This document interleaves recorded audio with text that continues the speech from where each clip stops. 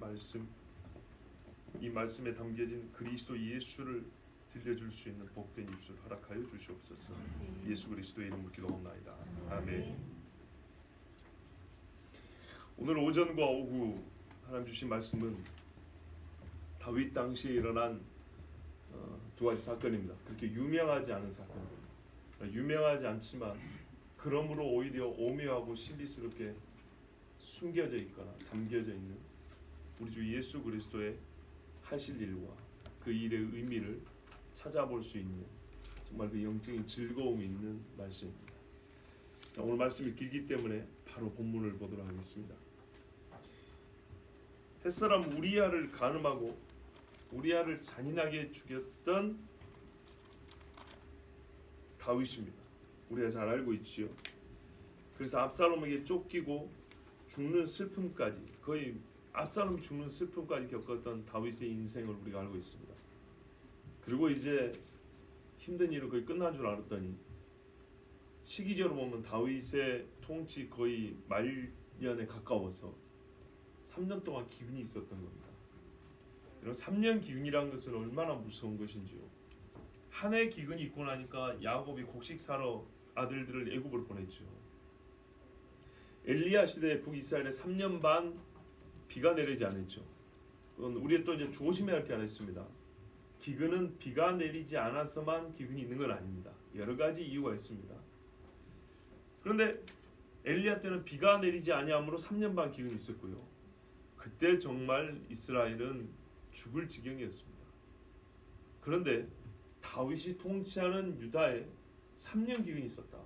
비가 내리지 않았는지 아니면 너무 많이 왔는지 바람이 지나치게 건조했는지 뭐 이유는 정확히 모르겠지만 3년 기근이니 훗날 북이스라엘에 비가 안 와서 3년 반 동안 고생했던 거하고 거의 비슷한 정도로 어마어마한 일이 있었던 겁니다. 그러니까 여러분 이 일이 어느 정도로 심각한지, 그러니까 3년의 기근이라는 것이 심각성을 우리가 안다면 이 나라에 만일 이 3년의 기근이 자연적인 이 현상이 아니라면 분명 3년 기근에 걸맞는 어마어마한 죄가 아직 씻기지 않고 그 땅을 덮고 있다는 의미가 있지 않겠습니까?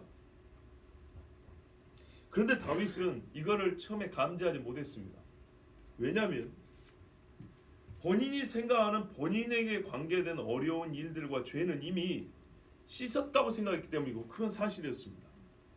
대표적인 죄가 뭡니까? 하나님이 역사 속에 증거하는 죄는 밧세바 사건입니다.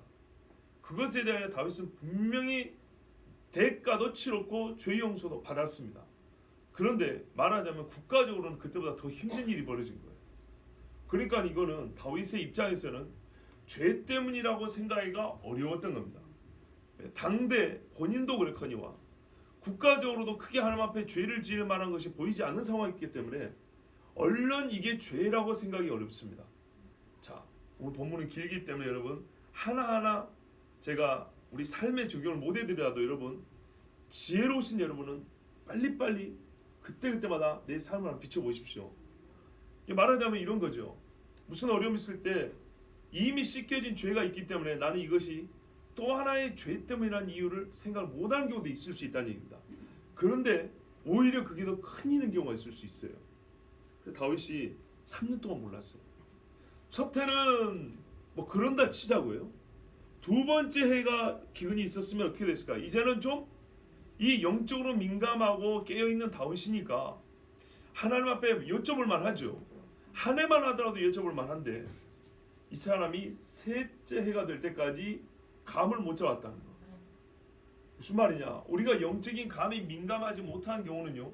말 그대로 다운돼 있을 때도 있지만 주변이 깨끗하다는 확신이 들 때는 자기 자신이 죄 용서를 받았다는 이런 확신이 있을 때 오히려 또 역설적으로 그거를 늦게 감지하는 경우도 있을 수 있다는 겁니다. 자, 그래서 하여튼 3년이 되고 나서 다윗이 하나님 앞에 간구해서 물어봤어요.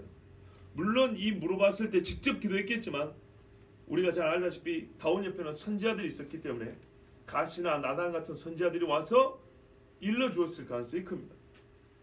하나님이 뭐라고 말씀하셨냐면 생각지도 못했던 얘기를 해주는데요. 사울과 그의 집이 피를 흘렸기 때문이다 이랬어요. 다윗이 피를 흘려서 성전을 못 지었지 않습니까?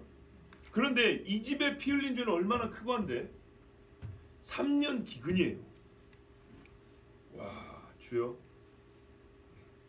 옛날에 모압 그 사사 시대에도 기근이 좀 있었더니 누굽니까? 거기 나오미의 집이 모압으로 갔다가 다시 오지 않았습니까? 그 정도네. 3년 기근이면 이거 어쩌란 말이에요.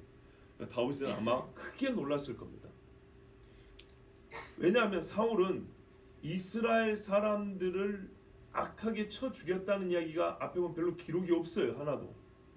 못된 왕들은 의로운 자들을 죽였다는 이야기가 나오거든요. 예를 들면 므낫세 같은 사람들, 여호야김 같은 사람들은 자기 백성들을 죽였다, 무죄한 피를 흘렸단 말이 성경에 분명히 기록이 돼 있어요. 근데 사울은 자기 백성들을 무죄한 피를 흘렸다는 말이 없어요. 다윗만 쫓아내겠지. 오히려 대적들과 싸웠다는 기록은 있어도 그런 기록이 없어요. 근데 무죄한 피를 얼마나 흘렸기에 도대체 하나님이 3년 동안, 그것도 사울 죽은 지가 언젠데요. 사울 당시에 이게 언제 있었던 일인지 모르지만 다윗 말년 정도 가까워졌기 때문에 다윗이 40년 통치했다고요. 어림잡아 30년쯤 지났다고 생각하면, 그리고 사울 때가 또 40년인데 중간 잘 모르니까 대충 잡아서 반반만 해도 거의 50년 전 이야기인데 그걸 왜 이제서, 그것도 사울한테 안 물어보고 왜 나한테 그 책임을 지라 이 말이죠. 그렇죠. 요는 그거라니까요.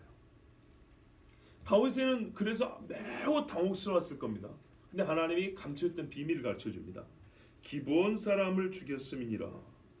기브온 사람이 누군가요? 여호수아 9장에 보면 또 이렇게 해설에 나옵니다. 혹시 모를까봐. 아이성 베델성을 친 다음에 이 소식을 듣고 자기도 그 다음 차례인 줄 알고 멀리서 온 사람인 것처럼, 가난한 사람 아닌 것처럼 꾸며와서 평화 약조를 맺고 우리의 생명을 지켜달라 했던 사람들이 기브온 사람들입니다. 이렇게 약조를 맺었는데 며칠 있다가 발각이 됐어요. 가나안 족속이었다는 것이. 가나안 7족속 중에 특별히 이 아모리 족속, 이 주로 사는 동네가 기브온이었어요. 다른 족속이 없었다는 게 아니라 하나의 동네인데요. 이 동네는 주로 아모리 족속이 살았어요. 이 가나안 족속 중에 가장 좀 흉악한 쪽이 아모리란 말이에요. 그러니까 이스라엘 사람들이 여호수아를 얼마나 원망인지 몰라요. 그거 똑바로 알아보고 하지, 세상에 어떻게 아모리 족속을 남겨둘 수가 있냐. 그런데 여호와의 이름으로 약속했기 때문에 죽일 수 없었어요. 대신에 너희가 우리를 속였으므로 뭐 하라 그러냐면 물 깃는 자와 나무 패는 자, 즉 종살이를 하라 그랬어요. 그런데 이게 진짜 중요합니다. 이 사람들이 종살이를 기뻐합니다. 하겠다. 그리고 훗날 여러분 에스라와 느헤미야를 읽어보면 전에 못 읽어봤던 어떤 부류의 사람들이 나옵니다. 느디님 사람들이라고 나옵니다. 느디님. 읽어보면 나옵니다. 더욱 중요한 것은 포로기를 마치고 돌아올 때 돌아오는 사람들을 몇 가지 부류로 나누는데 바벨론 지역에서 살던 지역으로 나눈 경우가 있습니다. 엘람 지역에 살던 사람들, 또 무슨 지역에 살던 사람, 이렇게 나눈 경우가 있고. 여기까지 이해되시죠? 예, 포로지가 어디였냐에 따라서, 유배지가 어디였냐에 따라서 출신을 말한다고. 일본 삿포로에서 돌아온 사람들, 간도에서 돌아온 사람, 이런 식으로. 또는 포로로 끌려가기 전에 유대 땅에서 어떤 직위에 있던 사람들이냐, 왕족 중, 제사장 중, 레위인 중, 또는 족속 중, 유다 지파의 몇 명, 시몬 지파의 몇 명, 이런 식으로 나눕니다. 그런데 정말 알 수 없는 부류가 두 개가 나오는데요. 크게 두 개인데요. 그게 뭐냐? 하나는 느디님 사람이고 하나는 솔로몬의 종이었던 사람들, 이렇게 나옵니다. 종합하면 이 두 사람은 종살했던 사람들입니다. 그런데 이 종살했던 사람들이 좋잖아요. 전쟁 나고 포로 끌려면 니나 나나 종이고 주인이고 어디 있어요 이제. 그런데요, 그 직책과 신분을 그대로 유지하여 돌아옵니다. 솔로몬의 종이었던 것을 영광스럽게 생각하는 사람들이 있었어요. 그래서 나는 여전히 어쩐다고요? 다시 세워질 왕조의 종으로 살겠다고. 그래서 그 후예들이, 우리는요 벌써 시간이 많이 흘렀지만 우리는 솔로몬의 종이었던 집 사람들입니다. 이렇게 나온 사람도 있고, 또 느디님 사람이라는데 이 사람들이 뭐냐면 돌아와서 하는 일이 뭐냐, 예루살렘 황폐한 데 있죠. 그 복구하는데 열심히 하고 다시 성전 세워서 거기 물 깃고 나무 패고 성전에 제사 지내야 되지 않겠습니까? 빨래하고 문지기 레위인 돕고 이런 종살이한 사람들이 느디님 사람들이 굉장히 많이 옵니다. 이 사람들이 도대체 이스라엘 족보에 없는 사람들이에요. 깜짝 놀랍니다. 저도 강의하면서 도대체 이 사람들이 어디냐 봤더니 이 사람들이 주로 이 기브온 출신이라는 겁니다. 아모리 족속이 이스라엘의 종되기를 기뻐하여 포로기까지 같이 끌려 돌아올 때도 여전히 우리 조상들은 당신들의 은혜로 살았던 사람이면 우리는 종되겠습니다. 그런 사람들입니다. 지금 무슨 말이냐? 우리는 하나님께서요 아모리 사람의 핏값도 갚아주기를 원하신다는 것. 그리고 그들은 비록 이스라엘에 종살했지만은 마치 시편에 읽은 것 같이 내가 악인의 궁정에 첫날을 가는 것보다 여호와의 장막이 하루 문지기는 낫다는 것처럼 진짜 이스라엘인은 아니었지만 진짜 접붙임된 사람이 어떤 사람인지 보여주는 아모리 족속인데도 평생 하나님의 전에 종살하는 것을 기뻐했던 사람들이에요. 대단한 사람들이죠. 정말 여기까지만 해도 우리가 뭘 배워야 되는지 아시겠죠. 그리고 하나님이 누구를 기억하는지 아시겠죠. 벌써 50년 40년 지난 일을 하나님이 다시 들춰내는 거예요. 여기서 하나님의 공의와 신실함도 아시겠죠. 그런데 왜 문제는 사울 때 저지른 일을 사울 때 들춰내지 않고 다윗 때 들춰냈을까요? 이건 하나님의 섭리예요. 뭐냐? 사울은 가르쳐줘도 시킨 대로 안 할 사람이었어요. 다윗을 죽이러 간 사람이 이거 가르쳐준다고 이 피값을 제대로 치렀겠어요? 특별히 읽어보면 알지만은 사울 집안 사람의 피를 흘려야 돼요. 왜? 하나님의 형상의 사람의 피를 흘리면 창세기에 레위기에 보면 어떻게 해요? 그 피 흘린 사람의 피해야 된다 그랬어요. 사울이 자기 집안 사람 아니 자기 피를 내놓겠어요? 지금 사울이 죽었기 때문에 그러지 엄밀하게 말하면 사울 자기가 죽어야 되는데 죽겠냐고요. 불가능한 얘기죠. 하나님께서 그래서 사울은 미안하지만 악인은 그 악 가운데 죽게 하셨고 그러나 그 죄값은 치러서 이 땅에 복을 주셔야 되기 때문에 이 말귀를 알아듣고 순종할 수 있는 다윗 때에 이 일을 행하신 거예요. 자, 그래서 하나님께서 다윗에게 가르쳐 주시고 만고불변의 법칙, 죄는 속죄하여야 한다. 아멘. 죄가 있는 땅은 어둡고 저주를 받은 땅이고 속죄받은 땅은 다시 정결하게 되고 복을 받는다는 것을 우리에게 가르쳐 주시는데 아멘. 이 사건 안에 크게 보면 그 한 가지지만요 자세히 보면 여러 등장인물이 나오고요 등장인물의 신분이 다르고 이미 기본 사람들 말씀드린 신분과 처지가 각기 달라요. 그 각기 다른 사람들의 언행에서 하나님의 여러 가지 다채로운 빛이 비춰집니다. 하나님의 다양한 속성과 하나님의 여러 가지 계시가 이 사건에는요 마치 종합 세트처럼 들어있어요. 그리고 최종적으로 하나님이 원하시는 일의 결국은 복이라는 것이 우리에게 알려지게 됩니다. 자, 계속 보겠습니다. 사울과 그 피를 흘린 집의 죄 때문에 하나님께서 그 피값을 갚게 하셨다. 그리고 이 사람들이 그런데 왜 죽였는가 했더니 2절에 보니까 기본 사람은 이스라엘 족속이 아닌데 보세요. 아모리 사람에 남은 사람들인데요. 예전에 그들이 맹사여 지킴을 받기로 되어 있었는데 사울이 왕이 된 후에 이스라엘과 유다 족속을 위하여 열심히 있음으로 그들을 죽이고자 했더라. 마치 로마서 보는 것 같죠. 그들이 열심히 있으나 지식을 따른 열심이 아니라 그리스도를 죽였다 그랬거든요. 여호수아가 여호와 이름으로 맹세한 것을 무시한 사람이 사울이에요. 옛적에 아말렉 족속 참 보세요. 원리는 똑같은데 반대 현상이라는 거 보세요. 현상은 반대인데 원리는 똑같아요. 그때 여호와를 멸시하여 죽이라는 아말렉 안 죽였죠. 여호와를 멸시하여 지키라고 한 아모리 족속을 죽인 사람이에요. 여기는 자기 목을 내놓고도 지켜줘야 돼요.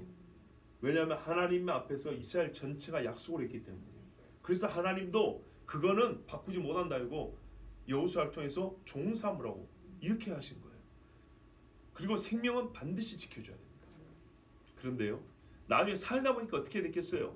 이스라엘 사람과 유다인이 아이고 저 기본 놈들 뭐 이런 이야기 했었겠죠. 그리고 사울은 별로 그렇게 인기가 좋지 않았죠. 물론 초창기 좋았습니다. 어떻게 됐겠어요? 이스라엘 사람과 유다 사람들에게 자기의 권위와 인기를 위해서 저 눈에 가시 같은 기본 사람을 죽이려고 했던 것입니다. 그리고 실제로 꽤 많은 사람을 죽였습니다. 아말렉 사람을 살려주고 그 짐승과 우양을 살려준 이유도 사람들 때문에 그런 거죠. 사울은 똑같이 그랬어요. 하나님을 경외하지 않냐고 하나님의 법을 준수하지 않는 그 악한 자는 죽이라는 자는 살리고 살리라는 자는 죽이는 꼭 청개구리 같은 짓을 하면서 이렇게 죄를 저질렀어요. 자, 이에 다윗이 기브온 사람을 불렀습니다. 참 이 다윗이 행동한 거 보세요. 얼마나 처신이 지혜로운가. 그리고 공의로운가. 여러분, 죄는요 당사자끼리 직면을 하는 겁니다. 제가 창세 읽으면서도 주목하여 봤던 장면 중에 하나가 뭐냐면 아담과 하와에게 하나님이 그들이 지은 죄만을 그냥 가르쳐 준 게 아니고 그 죄를 스스로 마주보게 한다는 겁니다. 다윗은 자기가 지은 죄는 아니지만 이 나라가 지은 죄란 말이에요. 그래서 책임을 지고 기브온 사람을 마주하였습니다. 피해 당사자에게 최근에 우리 교회가 요거도 먹는 거 있죠. 어떤 유명한 사람이 회개한다고 간증을 했는데 자기가 죄 지은 당사자에게는 이런 방구도 없었던, 한마디 사과의 표시도 없었던, 세상은 이걸 비웃고 조롱합니다. 뉴스에 나올 정도 아닙니까? 그런데 다윗은 진짜 이게 바로 정직한 마음이 새롭게 된 사람이에요. 옛적에 자기가 비겁하게 밧세바를 가늠하고 그 남편 우리아를 정말 비겁하고 잔인하게 죽였다. 그래서 더 이상 그러지 않았습니다. 오라고 했습니다. 그래서 물었습니다. 내가 어떻게 해야 되겠냐고. 그리고 마치 기브온 사람의 종이나 된 것처럼 내가 어떻게 하면 당신들이 나와 이 백성을 위해서 하나님 앞에 기도를 해주십니까? 보십시오. 3절에 이 왕이 기브온 사람을 불러 그들에게 물으니라. 다윗이 그들에게 묻되 내가 너희를 위하여 어떻게 하랴. 이 어떻게 하랴가 뭔지는 알아요. 본질은 속죄예요. 속죄의 방법을 물어본 거예요. 정말 너희가 요구하는 속죄의 방식이 뭐냐. 나는 그것이 하나님께서 너희 입을 통해서 주실 줄 알고 나는 그거를 따르겠다는 거예요. 그런 거 있죠. 죄 지어놓고 속죄하는 방법도 지가 정하는 건 얼마나 웃기는 일입니까? 우리 가끔 그런 식으로 하는 경우가 있다고요. 그러나 죄로 말미암아 피해를 본 사람이 나는 이런 속죄 방법을 요구한다면 그걸 따라줘야 될 거 아닙니까? 다윗이 그렇게 한 거예요. 당신들이 요구하는 속죄 방식이 뭐냐? 그리고 나는 하나님께서 이 일을 이미 당신들의 피값을 치라고 하셨다고, 그것이 하나님의 뜻이잖아요. 그렇다면 당신들의 입에서 나오는 것이 하나님의 뜻인 줄 알고 따라가겠다고. 얼마나 멋지고 겸손한 거 보세요. 이래서 하나님의 공의가 이루어지는 거예요. 이렇게 물어봤어요. 속죄의 방법을 물었어요. 그래야 속죄가 되어야 이 땅을 복을 받을 것인데 그것도 너희가 여호와의 기업 바로 이스라엘의 복을 빌어주어야 우리가 복을 받을 것이다. 속죄가 되어야 하고 이게 기계적으로 되는 것이 아니라 당신들과 우리 사이에 그 약속이 진짜 중심과 중심에서 이제 신실하게 의심 없이 불안 없이 다시 회복되었다는 이게 확증이 될 때에야 하나님이 그 속죄를 온전히 연락하시고 우리에게 복을 주실 것이다. 이렇게 물어본 겁니다. 보세요. 죄는 이렇게 해결되는 거고요. 저주는 이렇게 풀어가는 거예요. 그러자 기브온 사람이 이렇게 말했어요. 사울과 그의 집과 우리 사이의 문제는 은금에 있지 아니하오며. 이 말은 은금을 원치 않는다는 거예요. 당신이 이미 피해 문제라는 게 아니라 피해 문제는 돈으로 따질 문제 아닙니다. 요즘 세상은 얼마나 다른가 봐보세요. 물론 생명에 대하여 금전적으로 배상이 불가능하다는 얘기가 아닙니다. 어느 정도 되지만 이 문제는 돈으로 해결될 문제가 아니라는 겁니다. 여기서 우리가 깨달을 수 있는 게 있어요. 기브온 사람들이 과거의 아모리 족속의 관습과 가나안 사람의 이 의식을 가지고 있었다면 여기서 이런 말을 할 수가 없습니다. 이 사람들은 수백 년이 지나오면서 오히려 이스라엘은 가나안화되어 있지만 이 가나안 사람들은 이스라엘화된 사람들입니다. 성경적 사고방식을 가지고 있고요. 성경적 속죄 의식을 갖고 있어요. 그래서 뭐라 그래요? 피는 피입니다 이렇게 말한 거예요. 이건 단순히 원수를 말하는 게 아니에요. 그랬으면 차라리 우리로 하여금 저 집을 다 주에게 내주십시오 이래야 되는 거예요. 그러니까 우리가 마음대로 칠 수 있게 해달라고. 그때 죽은 사람 몇 명인데요. 그러지 않았어요. 그리고 생명은 생명이지 돈 문제가 아닙니다. 이거 그 가치에 대하여 분명한 인식, 가치 분별할 수 있는 사람들이었고요. 즉 성경적 가치관을 가지고 있는 사람들이었고, 두 번째는 이스라엘 가운데 사람을 죽이는 문제도 우리에게 있지 아니하니라. 그러니까 무엇을 요구하는지 아시겠죠? 예, 핏값이 필요합니다. 했어요. 사실 이게 하나님의 뜻이었어요. 그런데요, 우리 번역과 다른 번역에 보면 조금 더 깊은 의미가 있는데, 이스라엘 가운데서 사람을 죽이는 문제는 우리에게 있지 않다. 이 말이 다른 번역에는 왕도 우리를 위해 이스라엘 안에서 사람을 죽이지 마시라 이렇게 돼 있다고 해요. 그 무슨 말이냐? 핏값으로 갚아야 된다는 것은 분명한데 당신 손으로 피를 묻히지는 마시라. 그러니까 상호 배려가 있는 거예요. 또 다르게 말하면 네 마음대로 하면 안 돼 이런 말이에요. 하나님이 죄값을 핏값을 요구할 권리는 우리에게 주셨어. 그러므로 그것을 택하고 정하는 것은 당신이 우리에게 물어본 대로 우리가 정할 문제지. 당신 마음대로 이 정도면 되겠니? 저 정도면 되겠니? 이런 식으로 하지 말한 거예요. 그리고 또한 의로운 다윗은 당신은 이 문제, 이 죄하고는 무관한 사람이므로 당신 손에 피 묻히지 마라. 이런 약간의 배려도 들어있는 겁니다. 그러니까 이 한마디 안에 상당히 깊은 게 들어있죠. 자, 이래서 왕이 그러면 너희가 말한 대로 내가 시행해 주겠다. 이렇게 해서 나중에 잘 아시겠지만은 사울 집안의 아들들을 내어주죠. 아들이며 손자인 한마디로 그러니까 아들들이라고 할 수 있죠. 자, 일단 다시 한번요. 이 기본 사람들의 영적인 소양과 자질 얼마나 정말 이스라엘 사람보다 더 이스라엘다운. 이거 하나님이 이 사건 아니었으면 우리가 알 수 있었겠습니까? 이렇게 드러내주지 않으셨으면? 의외로 뛰어난 신앙들이 있어요. 지금 하나님이 이렇게 주목하여 보는 사람들이 있어요. 기본 사람이 이렇게 더 말을 덧붙입니다. 그들이 왕께 아뢰되 우리를 학살하였고 또 우리를 멸하여 이스라엘 영토 내에 머물지 못하게 하려고. 사울이 이런 의도로 우리를 정말 많이 죽였는데, 그래서 우리가 그 중에 남은 사람인데, 그 모해한 사람, 우리를 대적하여 그 악한 일을 꾸민 사람의 자손 7사람을 우리에게 내주소서. 보세요, 우리가 정합니다 그랬죠. 그래서 7사람을 달라 그랬어요. 그러면 어떻게 하냐? 우리가 그들을 처치하는 방식도 우리가 정하는데, 사울의 고을 기브아에서, 이름이 비슷하죠. 사울의 동네입니다. 이게 사울의 후손들이 많이 살고 있을 거 아니겠습니까? 거기에서 그들을 여호와 앞에서 목매어 달겠습니다. 참 말이요 오묘합니다. 사울의 동네에 가서 사울 사람들 앞에서가 아니라 여호와 앞에서로 이렇게 말하죠. 그러니까 이 전체 재판의 주관자는 하나님이시고 하나님의 공의에 따라 우리가 재판하는데, 죄를 저지른 사람들 눈앞에서 그들의 죄값을 돌려주겠다 이런 말입니다. 그래서 다시는 사울 집안 사람들이 이런 헛된 생각을 하지 못하고, 또한 그들이 사울과 같이 저지른 죄가 무엇인지 죄를 직면하게 해주겠답니다. 죄의 직면 참 중요합니다. 우리가 이 말씀에도 슬쩍슬쩍 나오니까 간과하기 쉬운 게 뭐냐면 사울의 집이라는 말입니다. 사울 혼자 산 게 아니었습니다.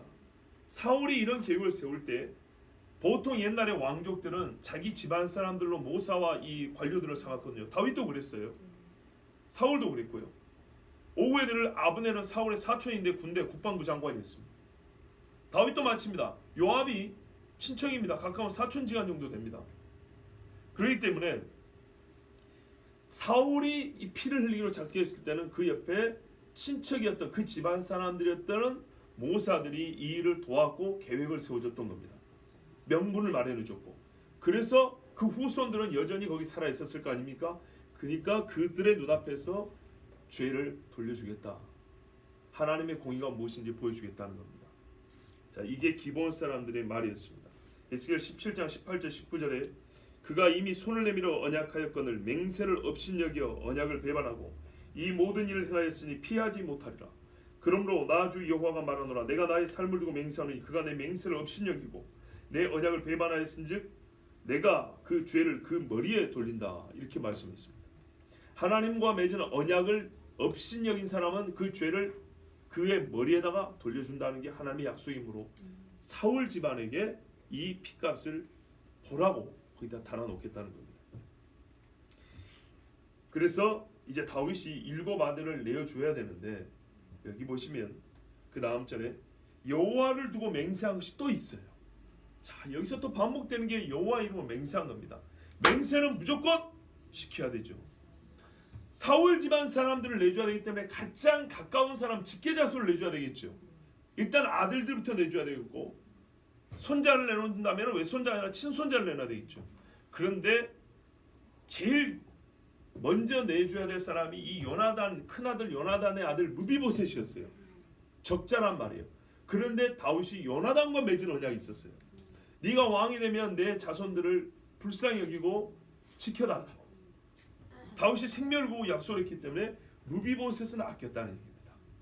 그러니까요, 약속과 약속이 충돌하는 것이 아니고 이 약속도 지키고 제 약속도 지킬 수 있는 겁니다. 그리고 이 약속을 지키는 것은 하나님이 잘못했다고 말하지 않습니다. 이건 정말 지켜야 될 약속이었습니다.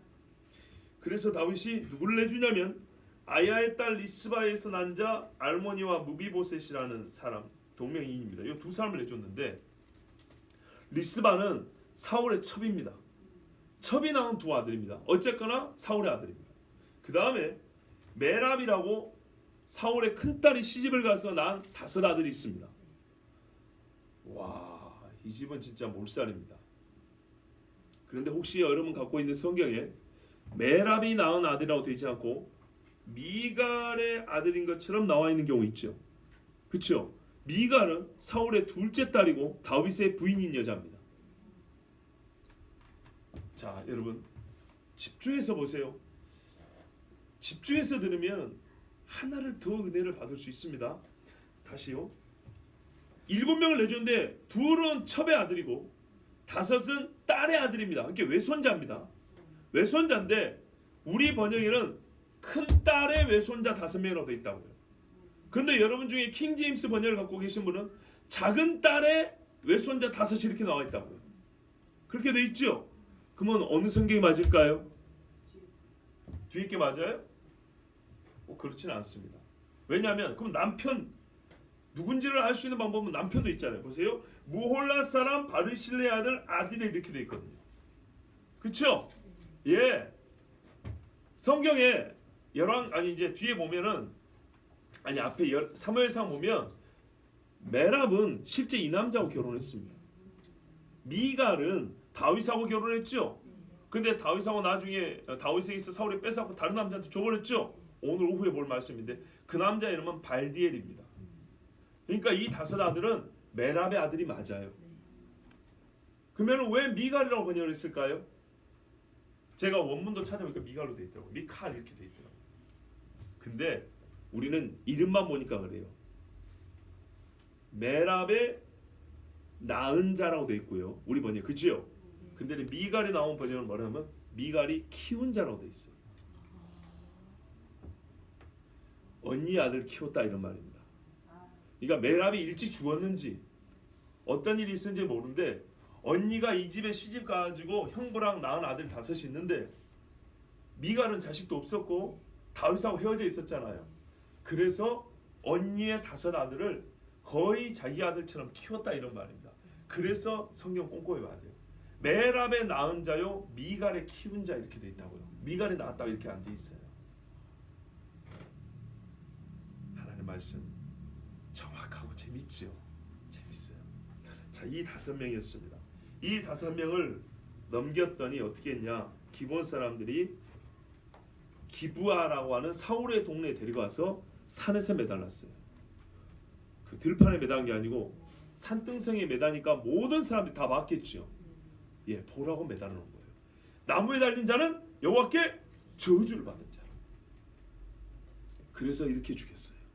나무에 달았어. 목매어 나무에 매어 세워놨습니다. 그 7 사람이 한시에 죽었고요. 그때는 곡식 베는 첫날고 보리 베는 시작한 때라 그랬습니다. 뭐 제가 이스라엘에 안 살아서 모르지만은 분명한 사실은 곡식 베는 때는 건기죠. 그렇죠? 예.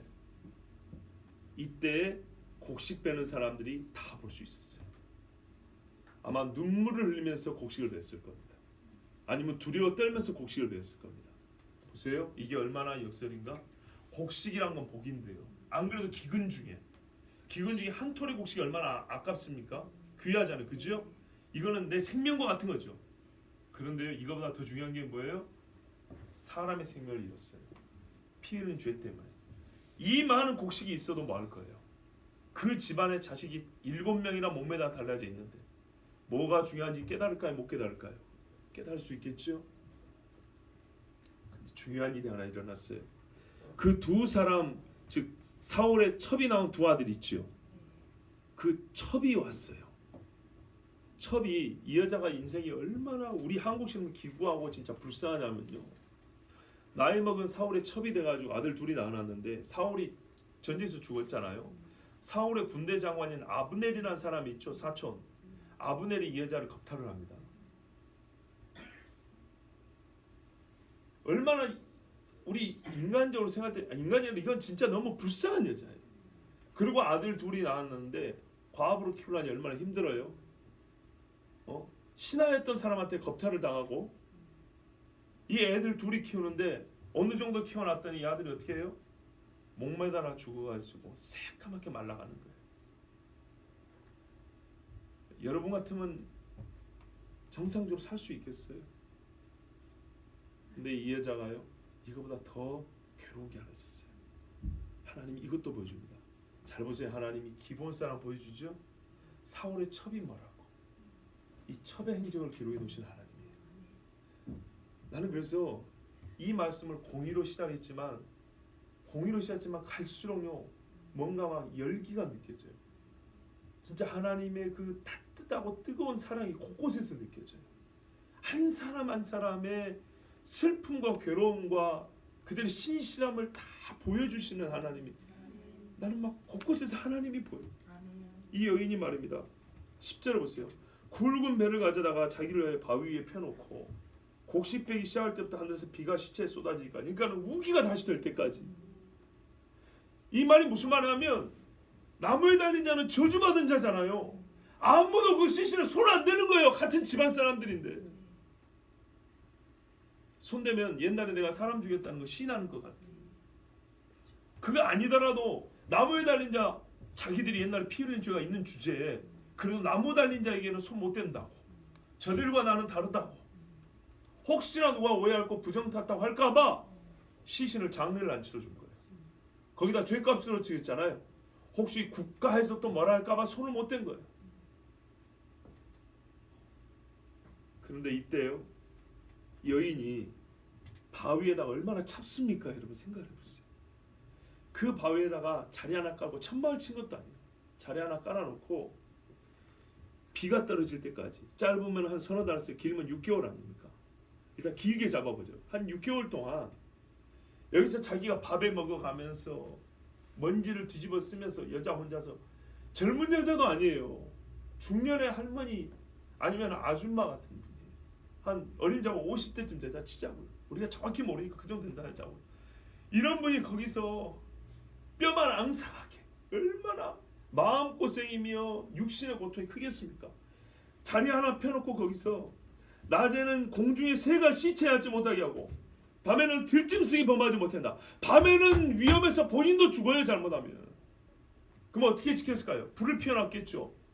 불을 피워놓고 울면서 기도하면서 몽둥이 하나 들고 시신을 지켰다는 거 아닙니까? 새들이 눈 파먹을까봐 창자 파먹을까봐 썩는 물이 질질 흘러내리는데 이 여자가 왜 이런 일을 했을까요?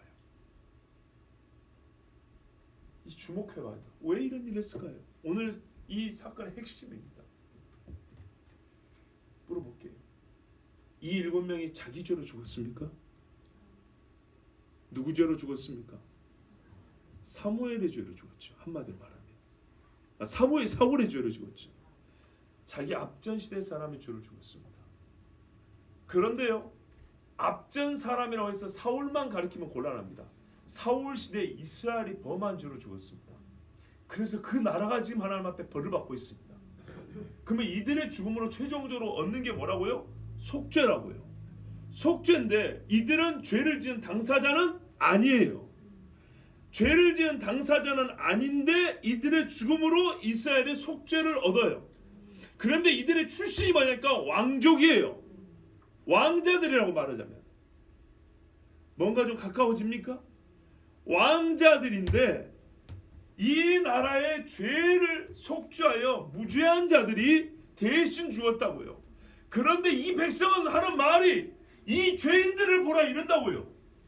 이 여인이 하고 싶은 말은 이 아이들은 자기들의 죄로 죽은 것이 아니라 이 땅의 죄를 위하여 죄 없는 자가 속죄 제물이 됐다라고 지금 항변하고 온 땅에 공포하는 거예요. 아멘. 그리스도 예수께서 하나님의 아들이요 왕족이요 왕자인데 그가 죄가 없이 죽으셨지만 이사야 보면 사람들이 하는 말이 저는 하나님께 징벌을 받아 죽었다 하며 누구도 그 시체에 가까이 가려 하지 아니하였고 제자들조차도 멀리 떨어져 도망을 갔으며 갈릴리에서 온 여인들도 멀리 떨어져 바라보기만 했는데 어디서 난지 모르는 정말 제자의 줄도 하지 못했던 니고데모와 아리마대 사람 요셉은 와서 그 저주받은 시체에 손을 대고 준비했던 향품을 갖다 싸서 장례를 치러주었으니 그때서야 이 땅에 속죄가 시작되고 아멘. 그때서야 하나님께서 이 나라를 위한 구원의 계획이 실현되지 않았습니까? 아멘. 왜 이 사건이 기록된지 이제야 아시겠죠. 아멘. 물론 이건 하나의 이스라엘이 진짜 속죄를 받아야 될 이유가 있었고 어쩌면 예표입니다. 그리고 이들은 감히 예수님과 비교할 자는 안 됩니다. 그러나 우리는 항상 성경에서 동일 패턴과 동일 원리를 봅니다. 아멘. 그래서 우리는 구약에서도 예수님을 볼 수 있다는 겁니다. 아멘. 이 여인이 말하고 싶은 것은 이 여인이 외쳐주지 않았다면 그 누구도 이 아들들의 죽음이 무엇인지 극소수만 알았을 겁니다. 나중에 비가 다시 내리고 나중에 이 땅에 다시 풍년이 돌아올 때 누구 때문에 무엇 때문에 누구의 피값으로 이 일이 가능해졌는지 알지 못했을 겁니다. 그러나 정말 불쌍한 인생을 살았던 선지자도 아니고 사울의 첩이었던 이 여자가 정말 비참한 인생을 살았던 한 여자의 호소가 이 땅에 누구로 말미암아 속죄를 얻었고 어떻게 해서 다시 복을 받게 되는지를 선포해주는 선지자 중에 선지자 같은 역할을 한 것입니다. 아멘. 그리고 이 여인의 행동은 다윗을 깨웠습니다. 11절 12절을 보세요. 이에 아야의 딸 사울의 첩 리스바가 행한 일이 다윗에게 알려지며 다윗이 할 일이 또 하나 남아 있었어요. 뭡니까? 몇 달 동안 매달려 있는 애들을 장례 치러줘야 됩니까? 안 치러줍니까? 치러줘야 되죠. 무슨 말이냐면 무죄한 자로서 죄로 죄를 가져 죽은 자. 고린도후서 5장 21절에 그러잖아요. 예수는 죄가 없으나 우리 죄를 대속하기 위해 하나님께서 그를 죄로 삼으셨다고 했어요. 그러나 밝혀져야 할 것은 그는 무죄한 자라는 거예요. 베드로와 제자들이 성령 충만한 다음에 말했어요. 너희가 무죄한 자의 피를 흘렸다고 예수님의 무죄함을 공포했어요. 빌라도도 그랬잖아요. 그는 죄가 없도다. 나는 그래서 죄를 찾지 못했도다. 그러나 사람들은 하는 말이 뭐라고요? 저는 하나님께 징벌을 받아 나무에 달렸다 그랬다고요. 그러나 그것은 아니었어요. 이들은 그것이 아니었어요. 그런데 이것을 다윗도 알고 있었지만은 차마 역시 다윗도 사람이기 때문에 사람의 눈이 무서워 혹이라도 자기가 또 다른 오해를 받을까 싶었어. 손을 대지 아니하고 그 시신을 6개월 동안 방치를 해버렸어. 그 시신들의 몰골이 어땠을 것 같습니까? 이 시신을 짓고 있던 이 연세 많은 아주머니는 어떻게 지금 어떤 이 몸 상태로 거기 서 있었겠습니까?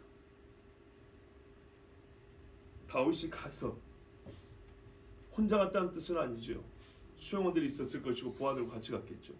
즉 무슨 말이냐면 왕권의 행사로 국가적 차원에서 사울의 뼈와 그의 아들 요나단의 뼈를 길르앗 야베스 산에서 가자. 이건 또 웬일입니까? 예전에 사울과 요나단과 그 아들 4명이 한날에 전사를 했는데 블레셋과 싸우다가 죽었단 말이에요. 그런데요 블레셋 사람들이 얼마나 못된 짓을 했냐면 사울의 목을 쳐가지고 자식들 목을 쳐가지고 벽에다 박아놨어요. 갑옷도 박아놓고 그때 길르앗 야베스라고 있었거든요. 요단 동편에 살던 사람들인데 이 사람들은 얼마나 의리가 있는 사람이냐면 사사시대 때 이 베냐민 사람들이 간음해가지고 이 기브아 사람들 간음해서 레위의 첩을 윤곽에서 죽인 경우 있었어요. 그래서 이스라엘에 내전이 일어났거든요. 그때 우리는 이 일에 대해 군대를 출전할 수 없다고 소신껏 군대를 출전 안 시킨 사람이 길르앗 사람들. 나름대로 신념 있고 소신 있는 사람들. 전통적으로 이 사람들이 얼마나 멋진 일을 했냐. 블레셋 사람들이 사울과 그 아들들을 목을 차고 벽에 달아놨잖아요. 그래서 그들의 신을 찬양하면서 우리가 이스라엘의 왕을 죽였다고 막 이러고 있을 때 이 길르앗 야벳 사람들은 특공대를 조직해서 몰래 밤에 블레셋 적진으로 들어갑니다. 그래서 사울과 그 아들들의 시신을 가져옵니다. 그런 다음에 장례를 치러주고 불살라서 장례를 치러주고 7일간 금식을 한 사람들이 길르앗 야벳 사람들입니다. 하나님은 오늘 또 이 길르앗 야벳 사람들을 다시 얘기해주지 않았다면, 물론 그 일이 기록되어 있지만 우리는 참 멋진 신앙인들을 또 기억하지 못할 뻔했습니다. 하나님 이렇게 기억하신다니까요. 이 길르앗 야벳 사람들이 정말 신실한 이스라엘로 있었는데 다윗이 이제는 자기가 사울과의 정적도 아니고 그리고 사울을 이어서 이스라엘의 왕이 되었지 않습니까? 뭐 왕답게 말하자면은 친구 요나단도 있고 그 집안 왕족에 걸맞는 예우를 해줬어야 되는데 그걸 안 했던 거죠.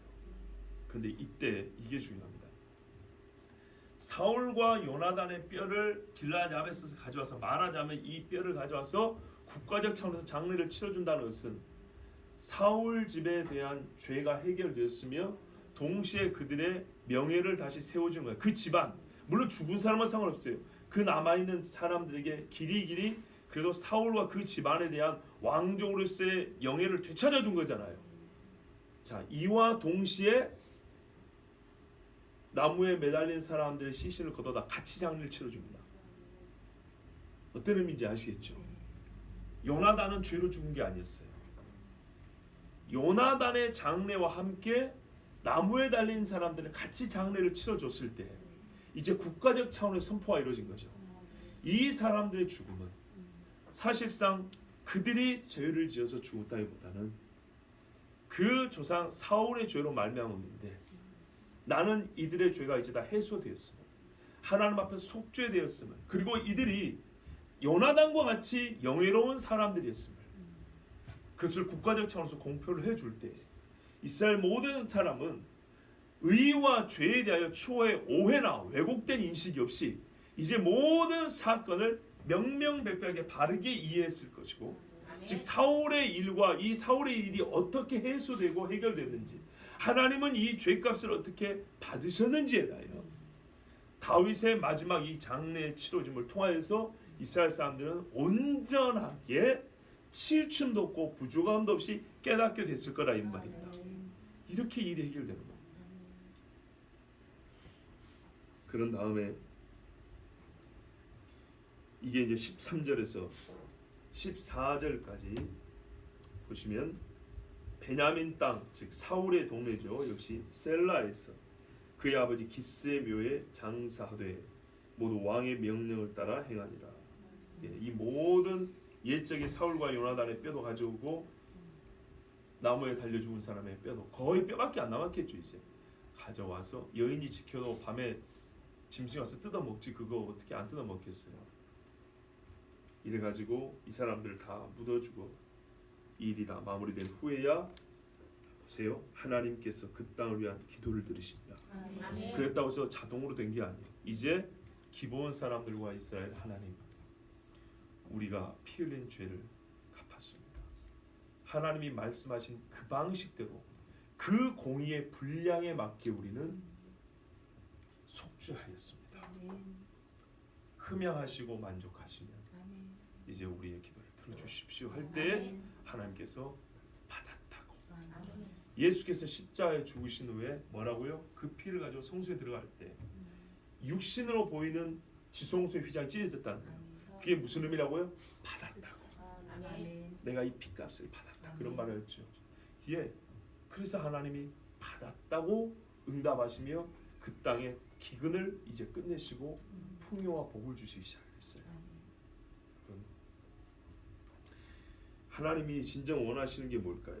우리가 흔히 하나님의 속성을 말할 때 공의, 사랑, 용서 이렇게 말하는데 이게 이 귀한 하나님의 하나님됨이 이 사건 안에 골고루 다 스며들어가 있고 한 인물 한 인물 볼 때마다 하나님의 성품이 보이죠. 하나님의 뜻이 보이고요. 최종적으로 하나님께서 죄를 사하시고 우리에게 복 주시고자 하는 하나님의 최종 목적이 보이고 그리고 죄값은 실로 어떤 원리예요? 동등 가치가 주어져야 죄값을 치를 수 있다는 것. 다만 피가 피라도 무죄한 자의 피가 죄인의 피를 씻는다는 것. 여기서 그래서 우리가 구속의 원리를 배우고 예수님의 예표를 보는 겁니다. 여러분, 공의의 하나님은 사울의 집에 공의의 피를 흘려 저주를 풀게 하셨습니다. 그러나 이 사건에는 공의만 보인 것이 아니라 하나님께서 무죄한 자로 말미암아 죄인의 피를 씻게 하시는 하나님의 무한한 긍휼과 자비가 50대 50으로 아니 완전한 100과 완전한 100으로 공존하고 있습니다. 하나님의 죄 용서와 구원과 복 주심은 항상 이와 같은 방식이고 이와 동일한 원리로 주어집니다. 그래서요 이사야 53장 4절에 그는 실로 우리의 질고를 지고 우리의 슬픔을 당하였거늘 우리는 생각하기를 그는 징벌을 받아서 하나님께 맞으며 고난을 당한다 하였노라는 이 세상의 말은 얼마나 큰 잘못이고 또 한 번의 그리스도를 다시 못 박는 죄를 짓는 말인지 우리가 생각해야 합니다. 제가 여러분 설교 중에 분노하는 경우는 하나님됨을 멸시하는 이 세대의 사람들과 그리스도 예수의 속죄 즉 예수님의 구원자 되심을 부정하는 사람들에 대하여 분노하는 것을 여러분이 많이 보셨을 거고 여러분도 그럴 줄로 압니다.